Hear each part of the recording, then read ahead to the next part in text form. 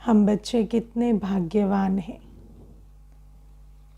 हमें बाबा रोज मीठे बच्चे कहते हैं, रोज याद प्यार देते हैं। आप उस मीठे बच्चे के अनुभव में स्थित होते हो। बाबा हमें रोज मीठे बच्चे कहते हैं। जब मीठे बच्चे, एक तो मीठे बच्चे कौन सुनता है? जो टाइम से मुरली सुनता है ना, जो शुरू से मुरली सुनेगा वो मीठे बच्चे सुनता है। और फिर जब बाबा कहते मीठे बच्चे, तो अनुभव करते हैं कि भगवान ने, प्यार के सागर ने मुझे मीठे बच्चे कहा। देखो दुनिया में मनुष्य आज कैसे कैसे बोल बोलता है, लेकिन वो जो बोल है वो कड़वे हैं, खट्टे हैं।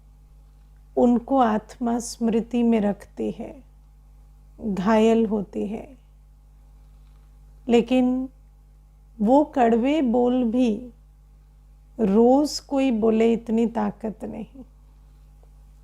लेकिन बाबा तो हमें इतने मीठे बोल रोज कहता है, तो हमारा बाबा ज़्यादा पावरफुल है ना। लेकिन अगर हम साधारण रूप से मुरली सुन लेते हैं, मुरली सुनते वक्त ऐसे बुद्धि है ना, सब कुछ वृत्ति के ऊपर है। एटीट्यूड क्या है? मुरली सुन रहे हैं या बाबा आज मुझे क्या कह रहे हैं मैं सुन रहा हूँ ना। मेरा बाबा मेरे लिए आज क्या उच्चार रहे हैं, उस महत्व से मुरली सुने। बाबा के मीठे शब्दों को दिल में उतारें, बाबा के याद प्यार को प्यार से लें। तो ऐसे बच्चे के दिल में तो किसी कड़वे बोल के लिए जगह ही नहीं होगी। मानो किसी ने कोई कड़वी बात कही भी, तो भी जब हमारी दिल भरपूर है बाबा के प्यार के अनुभव से, तो फिर वो किसी की कड़वी बात दिल में लगेगी भी नहीं। लेकिन अगर हम दिल खाली रखते हैं बाबा की याद से, बाबा के स्नेह का, शक्ति का, साथ का, सहयोग का, दुआओं का, बल का, सकाश का अनुभव नहीं करते, अगर हम बाबा की मुरली सुनते वक्त बाबा के हाथ और साथ का अनुभव नहीं करते, तो फिर ऐसी आत्मा की जो अवस्था है वो ऐसी है कि कोई भी बात दुनिया में होगी तो उसका प्रभाव पड़ेगा। लेकिन अगर हमने अपनी दिल को सींचा है बाबा के साथ संबंध से, तो फिर अन्य संबंधों में, अन्य बातों में कोई भी बात आएगी तो उससे हम प्रभावित नहीं होंगे। तो बाबा हमें रोज़ मीठे बच्चे कहते हैं। ये कितनी बड़ी बात है, रोज़ याद प्यार देते हैं। इसको साधारण नहीं लेना है ना, क्योंकि माया ने हमारे बहुत गंदे संस्कार बना दिए हैं। और उन गंदे संस्कारों की क्या बात है कि जो बुरी बात होती है तो उसको तो हमेशा फील करते हैं। कोई 10 बार गाली देगा तो 10 बार फील करेंगे। लेकिन स्नेह को, बाबा के प्यार को, बाबा के साथ को ऐसे टेकन फॉर ग्रांटेड ले लेंगे, है ना। ये तो बाबा कहता ही है, स्किप कर जाएंगे उसे। तो बाबा कहते ये भी सब माया का बंधन है।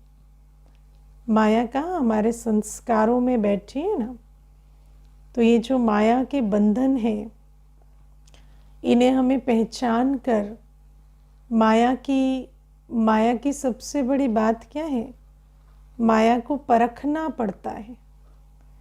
माया की पहचान ही नहीं होती, क्योंकि मायावी दुनिया है ना, रावण राज्य है। तो माया का बोलबाला है, माया को पहचानना ही सबसे बड़ा चैलेंज है। देखो मुझे ऐसे ही आज संकल्प चल रहे थे कि जैसे आज बाबा कहते कि माया के बंधनों से अभी मुक्त बनो तो कल जीवन मुक्त बनेंगे। अब आप देखो, माया की मत हमें बंधन में डालती है। बंधन कैसा होता है? बंधन माना आप बंधे हुए हैं, गुलाम हैं, है ना। बंधन माना आप स्वतंत्र नहीं हैं। किस चीज़ के लिए स्वतंत्र नहीं हैं? अपने ही गुणों शक्तियों को अनुभव करने के लिए।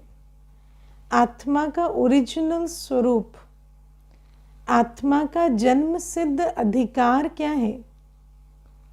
आत्मा का ईश्वरीय जन्म सिद्ध अधिकार क्या है? कि हम हर्षित मुख रहें, शांत रहें, अतीन्द्रिय सुख का अनुभव करें।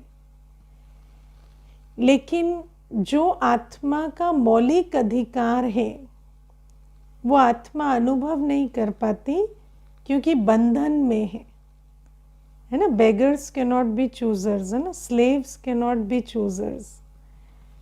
तो हम आत्मा माया के ऐसे बंधन में हैं कि हम अपने ही स्वरूप को, ईश्वरीय खजाने जो हमारे बाप के खजाने हैं उसको भी हम अनुभव नहीं कर सकते। और ये जो रावण राज्य है इसमें माया के बंधन की मोटी सूक्ष्म कई बेड़ियां जो हैं वो पड़ी हुई हैं, है ना। मैं आपको इसमें एक छोटी सी बात बताती हूँ। ये डायरेक्टली माया की बात नहीं है लेकिन छोटी सी बात है। देखो, एक कन्या आती थी तो जस्ट जब ज्ञान में आई ना तो मुझे कहती कि कॉलेज में मेरी एक फ्रेंडशिप हो गई। तो वो जो भाई था जिससे उसकी फ्रेंडशिप हो गई, बोली मुझे बहुत अच्छा लगता था वो, उसके साथ मुझे जैसे अच्छा लगता था। ऐसे नहीं कि वो मेरा बॉयफ्रेंड या कुछ, लेकिन अच्छा लगता था, कंफर्ट मिलता था, बहुत अच्छी बातें लगती थी। फिर मुझे कहती मुझे ना कास्ट का ज्ञान नहीं था। मैं तो आजकल के माहौल में पली बड़ी हूँ ना, तो मुझे कास्ट का ज्ञान नहीं था कि ये छोटी कास्ट का है। तो जब मैं उसके साथ उठने बैठने लगी तो माता पिता से लेकर मामा काका चाचा सब और आसपास भी और फिर फ्रेंड्स भी, उनके पेरेंट्स भी, सब ऐसे बातें करने लगे। जब भी जो मिले वो छोटी कास्ट का है, आप उसके साथ भी उठते बैठते हो, आपको ठीक लगता है, आपकी दिल बहुत बड़ी है, इस प्रकार से, है ना, बातें करने लगते। तो कहती कि धीरे धीरे धीरे मुझे उसी व्यक्ति से इतनी घृणा होने लगी कि मुझे उसके साथ और वो जो अनुभव होता था वो नहीं होता। क्योंकि धीरे धीरे मैंने फिर सारी पढ़ाई कर ली कि क्या कास्ट है, क्या ऐसे है। वो जो बुद्धि में मेरे कभी भी नहीं था वो सारा कुछ बुद्धि में आ गया। तो ये अनुभव मैं आपको क्यों सुना रही हूँ? क्योंकि आजकल दुनिया में काम, क्रोध, लोभ, मोह, अहंकार की ट्रेनिंग होती है।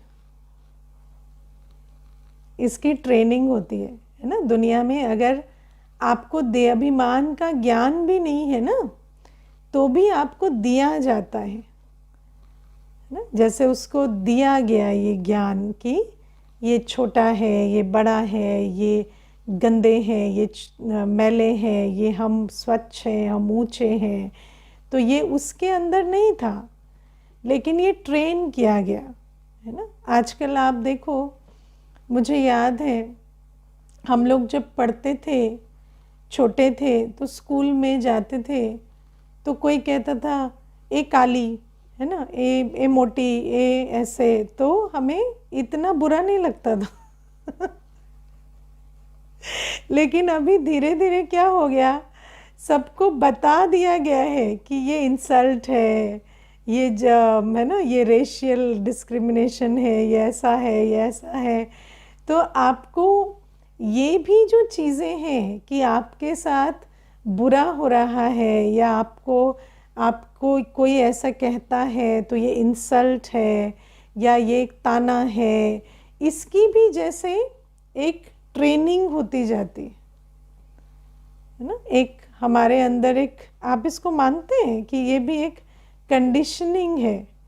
जैसे पहले तो हम जब देहाभिमान की दुनिया का ज्ञान नहीं होता तो व्यक्ति की नौकरी लगती है तो बहुत खुश होता है, लेकिन जैसे ही उसकी नौकरी लग जाती है तो उसको पता चलता है कि अच्छा, मेरी नौकरी तो टॉप कंपनी में नहीं लगी है ना। उसको सब बता देते हैं कि आपकी जो कंपनी है वो इस रैंक की है, और अगर आप बहुत अच्छे होते तो आपकी वहाँ लगती। तो उसकी जो खुशी है वो गायब करने के लिए ये सारी जो ट्रेनिंग है वो होती है। तो हर चीज़ में छोटा बड़ा ऊंचा नीचा इसकी हम पढ़ाई करने लगते। आप कोई सामान भी लाते हैं तो ये ए ग्रेड का है, बी ग्रेड का है, इससे ऊंची क्या चीज़ आती है, उससे ऊंची क्या चीज़ आती है। तो उस हिसाब से आपकी खुशी अलाउ की जाती है कि अच्छा, आपकी तो चीज़ जो है वो इस ग्रेड की है, तो आप इतने भी खुश क्या हो रहे हैं, है ना। तो बाबा हमें कहते हैं कि ये जो सारी दुनिया है ना, इसमें आत्मा को देहाभिमान का भी जैसे ज्ञान मिलता है ना। मानो कोई बच्चा है तो बच्चे को तो ऐसे ही लगता है ना कि मैं बच्चे को कोई स्वमान की कमी थोड़ी होती है। बच्चा तो खुश रहता है, खेलता है, मिलता है, जुलता है, सबसे इंटरेक्ट करता है। लेकिन उसको देखने वाला है ना, स्पेशली जो मोस्टली जो आसपास है, वही उसको फिर समझाते हैं कि तुम्हारे अंदर ये कमी है, ये कमज़ोरी है, तुम इनसे अलग हो, उनसे अलग हो, या इससे ऊंचे हो, उससे नीचे हो। तो फिर वो सारी भावनाएं जैसे बच्चे में डाल दी जाती है ना। तो बाबा हमें कहते हैं ये सब भी क्या है कि ये देहाभिमान का ज्ञान मिलता है ना, या मोह का भी ज्ञान, या ज्ञान तो नहीं कहेंगे, अज्ञान कहेंगे, लेकिन जो भी है उसकी भी एक ट्रेनिंग होती है पूरी तरह से। काम विकार की भी ट्रेनिंग होती है। जैसे अभी देखो, पीछे एक भाई था, ज्ञान में भी नहीं चलता है, वो तो ऐसे ही आया था, तो उसकी शादी नहीं हुई थी। तो मुझे कहते कहते ना रोने लगा कि मेरी शादी नहीं हुई, और बहुत कोशिशें की लेकिन हुई नहीं। मेरी थोड़ी ज़बान में प्रॉब्लम है ना, मैं ऐसे हकलाता हूँ, तो इसीलिए मेरी शादी नहीं हुई। और कहते कहते रोने लगा। तो मैंने कहा तो क्या हो गया, शादी नहीं हुई तो ऐसा क्या हो गया है, आप इतना रो क्यों रहे, इतने दुखी क्यों हैं। तो कहते सब मुझे ऐसे देखते हैं ना जैसे मैं कोई डिफरेंट हूँ, आउटकास्ट हूँ, ना मेरे कोई दोस्त हैं, ना कोई साथी है, मैं एकदम अकेला हो गया हूँ, सबकी जीवन मेरी जीवन एकदम अलग है। और वो कहते मेरे जैसा तो कोई भी नहीं है इस दुनिया में, और सभी मुझे ऐसे देखते हैं जैसे मेरे में कोई कमी है। तो आप देखो कि ये भी क्या है, काम विकार जीवन का ध्येय है, या अगर काम विकार नहीं है तो फिर है ना आपकी जीवन में कमी है, इसकी भी एक जैसे पूरी ट्रेनिंग होती है। तो आप सोचो कि हमारी गुलाम बनने की कितनी ट्रेनिंग होती है। अब सुख स्वरूप रहना, शांत स्वरूप रहना, हर्षित मुख रहना, कॉन्फिडेंट रहना, स्वमानधारी रहना, अपने आप को वर्दी समझना, ये तो आत्मा के मौलिक गुण हैं। लेकिन माया की मतें इसको छीन लेती हैं हमसे, है ना। और जैसे क्रोध की भी ट्रेनिंग होती है ना, आपको गुस्सा नहीं आता, आपको इस बात पे गुस्सा नहीं आता, आपको उस बात पे गुस्सा नहीं आता, आप डरपोक हैं, आपको ये है वो है, कर कर के हमें इतनी क्रोध की ट्रेनिंग दे देते हैं कि लगता है कि हाँ, जैसे अगर मानो आप किसी पोजीशन ऑफ अथॉरिटी में हैं और आपको किसी ने जवाब दे दिया और आपने उसको कुछ कहा नहीं, तो सामने वाला कहेगा कि देखिए वैसे तो मेरा कोई लेना देना नहीं है, लेकिन अगर आप इस प्रकार से इनके साथ चलेंगे तो ये तो आपके ही सर पर चढ़ जाएंगे, और वैसे भी वो ऐसा कैसे कह सकता है, वो तो छोटा है, आपको तो उसको 2 गालियां देनी चाहिए, चुप कर देना चाहिए। तो आपको जैसे ना क्रोध की ट्रेनिंग दी जाती है कि क्रोध और ईगो इज़ वेरी इम्पॉर्टेंट, और अगर आप उस प्रकार से नहीं रहते तो फिर वो आपको जैसे लेस देन समझाते हैं, या लोभ की भी या मोह की भी, हर चीज़ की जैसे इस मायावी दुनिया में, रावण राज्य में एक कंडीशनिंग होती है। और फिर बाबा हमें, जब बाबा आते हैं तो बाबा पूरा ऑपोजिट सिखाते हैं। बाबा कहते हैं तुम्हें खुश रहने के लिए, शांत रहने के लिए, तुम्हें कर्म करने के लिए, तुम्हें अपना रोल प्रॉपरली निभाने के लिए, बाबा हमें सिर्फ ये नहीं कहते कि सिर्फ बीइंग के लिए, लेकिन डूइंग के लिए भी आप अपना जो पार्ट है, आत्मा बहुत अच्छे से उस पार्ट को पूरा करे, उस पार्ट को बजाए, उसके लिए भी बाबा कहते तुम्हें किसी विकार की आवश्यकता नहीं है। तुम स्वमान के आधार से, है ना, ईश्वरीय मोटिवेशन के आधार से, विश्व कल्याण की भावना के आधार से, दातापन की भावना के आधार से, आत्मिक दृष्टि वृत्ति की आधार से तुम हर रोल अपना बहुत अच्छे से कर सकते हो।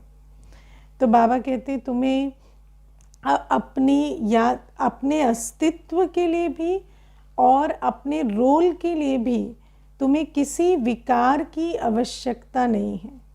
तुम्हें किसी पे चिल्लाने की, क्रोध करने की आवश्यकता नहीं है अपनी अथॉरिटी में रहने के लिए, या तुम्हें कोई भी देहाभिमान की आवश्यकता नहीं है।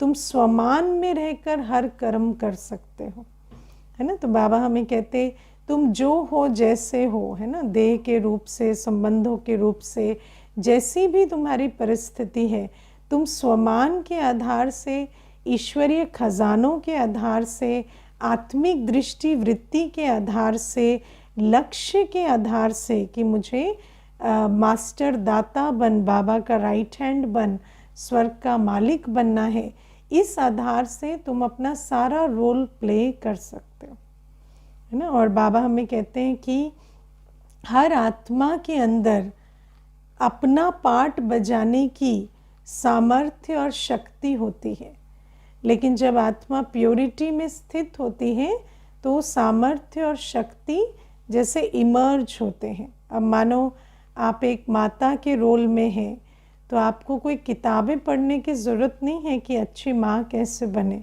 है ना। आपका वो पार्ट है, आपको मालूम है कैसे बजाना है। लेकिन जब देहाभिमान आता है, जब विकारों के बीच आत्मा घिरी हुई है, तो वो जो इंट्यूटिव सेंस है कि किस प्रकार से चलाना है, वो चला नहीं पाते, है ना। देखो मुझे याद है एक कन्या थी, तो उसके पिताजी हमेशा कहते कि ये बात नहीं सुनती, ये बात नहीं सुनती, ये बिल्कुल हमारी मानती नहीं है। तो मैंने कहा कैसे बात नहीं सुनती?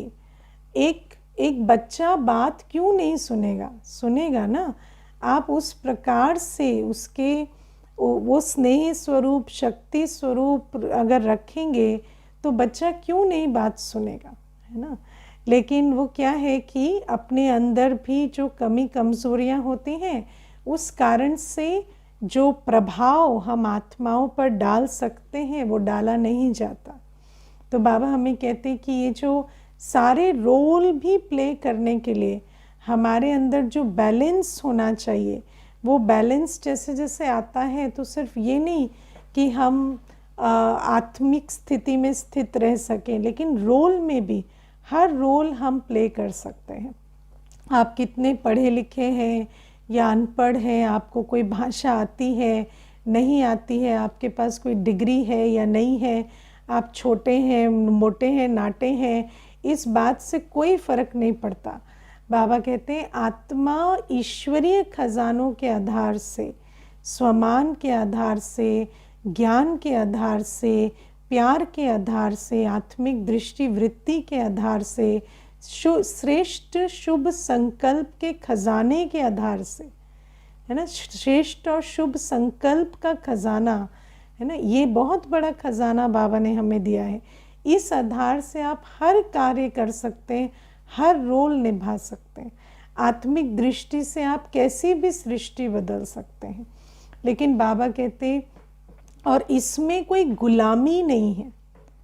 अगर हम इस प्रकार से चलते, अगर हम ईश्वरीय खजानों को के आधार से अपनी स्वस्थिति और अपने रोल दोनों को प्ले करते, तो बाबा कहते इसमें कोई गुलामी वाली बात नहीं है। इसमें तुम कोई वस्तु, व्यक्ति, वैभव के मोहताज नहीं हो। तुम तो, बाबा तो खुला खजाना लुटाता है, उस खजाने के आधार से हमें चलना है। बाबा हमें क्या नहीं सिखाता, बाबा हमें इतना प्रेम स्वरूप, इतना शांत स्वरूप, इतनी बाबा हमें दृष्टि वृत्ति में कि कितनी ट्रेनिंग देता है। बाबा कहते उस आधार से अगर चलो तो तुम आत्मिक स्थिति भी बना सकते, भविष्य भी सुधार सकते और वर्तमान का रोल भी बहुत अच्छा प्ले कर सकते। इसीलिए बाबा कहते अब काम, क्रोध, लोभ, मोह, अहंकार की मतों को छोड़ो, है ना। लोभ की मत क्या कहती है? अगर आपके अंदर लोभ नहीं होगा तो आप काम ही नहीं करेंगे। हाँ, लेकिन कर्म करने के लिए आपको लोभ थोड़ी चाहिए। कर्म करने के लिए लोभ चाहिए। कर्म करने के लिए क्या मोटिवेशन चाहिए, है ना। व्यक्ति कहता है अगर पैसे के पीछे नहीं भागेंगे तो कर्म कैसे करेंगे। लेकिन कर्म करने के लिए आपको स्वमान चाहिए कि मैं इतनी गिफ्टेड आत्मा हूँ, इतनी विशेष हूँ, तो ये मेरा कर्तव्य है कि मैं श्रेष्ठ कर्म करूँ। मुझे भगवान ने जो दिया है, मुझे ड्रामा अनुसार जो गुण विशेषताएं मिली हैं, उसको मैं कार्य में लगाऊं। इसके लिए मुझे क्या मिलता है उसकी मोटिवेशन नहीं चाहिए। जो मिला हुआ है उसको यूज़ करना है, कार्य में लगाना है, ये मोटिवेशन इनफ है ना। मानो देखो अभी स्वमान जागृत हो जाता है तो अब मैंने देखा कि जब आपको समझ में आ जाता है कि मुझे इतनी ईश्वरीय पालना मिल रही है, मैं इतनी श्रेष्ठ आत्मा हूँ, मैं बाबा का इतना विशेष बच्चा हूँ, तो भले ही कोई सामने बैठा होता है, ठीक से सुन भी नहीं रहा होता, तो भी हम उसको ठीक से ही क्लास कराते हैं क्योंकि अपने स्वमान के आधार से हमें लगता है कि ये हमारी अपनी डिग्निटी की बात है, उसकी बात नहीं है। कोई कड़वा भी बोले तो हमें मीठा रहना, ये हमारी डिग्निटी की बात है, उसके बारे में है ही नहीं। तो बाबा हमें कहते हैं कि ये जो स्वस्थिति के आधार से कर्म करना, अपने सेल्फ रियलाइजेशन, ईश्वरीय संतान हूँ, उस आधार से कार्य करना, हर आत्मा से मिलते वक्त आत्मिक दृष्टि के आधार से लेन देन करना, ये इनफ है। और जब हम कार्य करते हैं दुनिया में, तो मैं विश्व कल्याणकारी आत्मा हूँ, तो मेरा हर कार्य श्रेष्ठ होना चाहिए, इस भावना से हम करते हैं। तो बाबा कहते हैं ये इनफ मोटिवेशन है, तुम्हें विकारों की आवश्यकता नहीं है ना। और बाबा हमें कहते तुम्हें मोह की भी ज़रूरत नहीं है। किसी भी आत्मा के लिए केयर करने के लिए, उसकी संभाल करने के लिए, उसके साथ कोई खून का रिश्ता होना ज़रूरी नहीं है ना। क्या ज़रूरी है? ये रियलाइजेशन कि मेरे सर्व संबंध शिव बाबा से हैं और ये ईश्वरीय संतान है, तो ये भी कौन है? ये भी तो आत्मा भाई है ना, तो इसकी पालना नहीं करेंगे। हर आत्मा की पालना करने की मोटिवेशन आपको मिलती है जब आप अपने को ईश्वरीय संतान समझकर चलते हैं। तो इसीलिए बाबा कहते माया के बंधनों से मुक्त बनो, तो जीवन मुक्त हो जाएंगे। जीवन मुक्त माना पूरा कर्तव्य भी करेंगे और किसी के भी चक्कर में, टक्कर में नहीं आएंगे, क्योंकि आप किसी के लिए कर ही नहीं रहे, तो किसी के लिए नहीं कर रहे तो आप उस चक्कर से भी फ्री रहते हैं। आप अपने आप को जानकर, बाप को जानकर अपना कर्तव्य कर रहे हैं, तो उसमें किसी ने रिस्पॉन्ड किया नहीं किया, उन बातों की हमें गुलामी नहीं होती। कुछ मिला नहीं मिला उससे फ़र्क नहीं पड़ता, है ना। मुझे एक बार किसी ने कहा आप जितनी मेहनत करती हैं आपको उतना रिटर्न नहीं मिला, तो मैंने कहा आपको क्या पता मैं कितनी मेहनत करती हूँ और मुझे कितना रिटर्न मिला।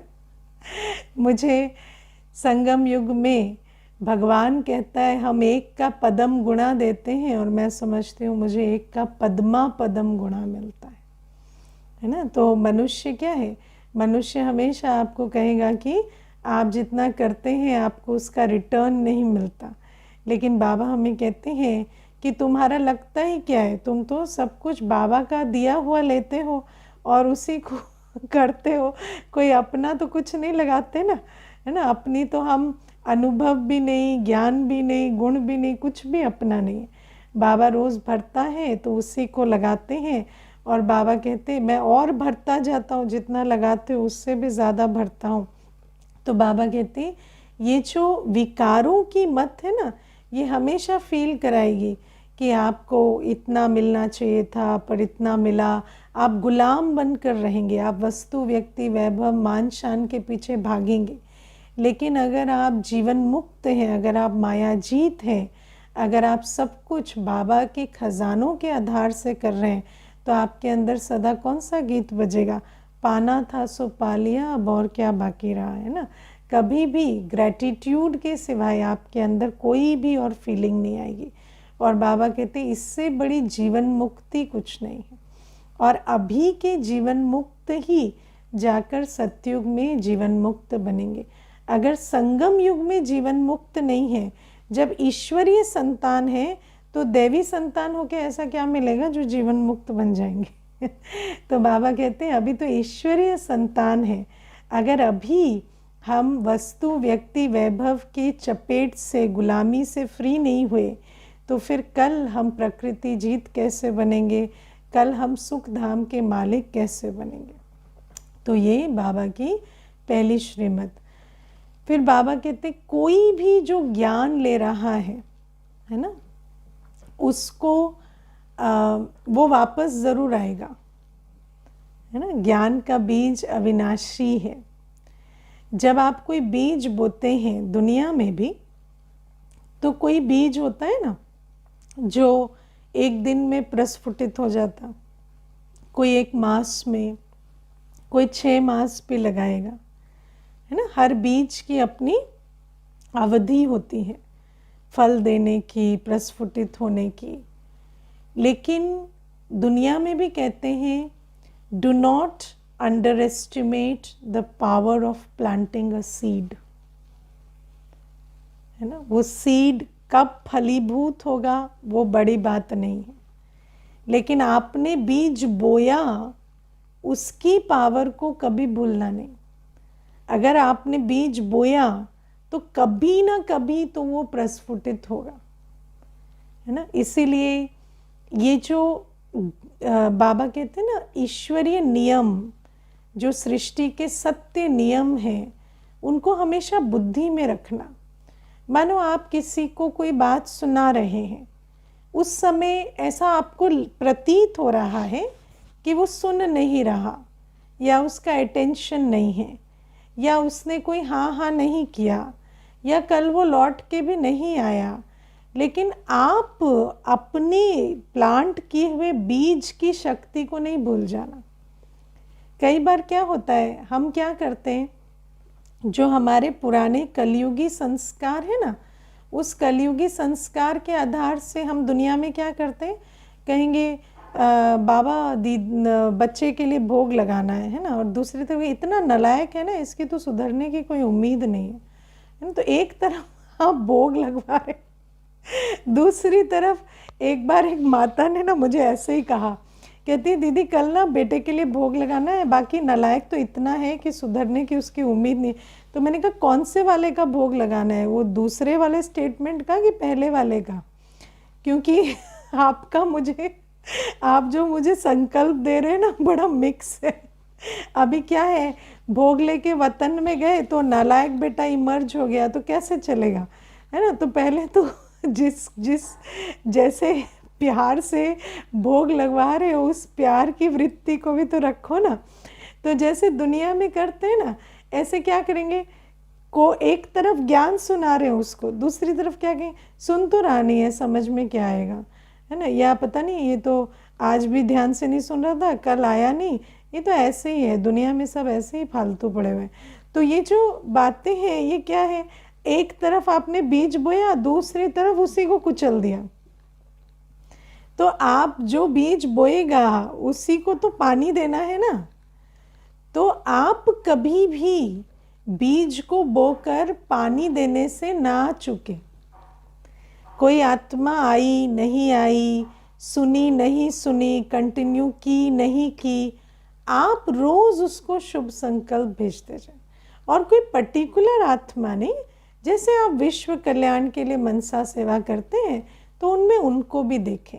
कभी भी उनके प्रति संकल्प चले तो शुभ भावना दें कि चलो दुनिया में सैकड़ों ने एक लाइन भी नहीं सुनी है, इन्होंने तो सुनी है ना, तो ये क्यों नहीं आएंगे। सदा उनको शुभ भावना शुभ कामना दें। तो बाबा हमें कहते ये बहुत धारणा की बात है। और इसमें मैं आपको एक अनुभव सुनाती हूँ।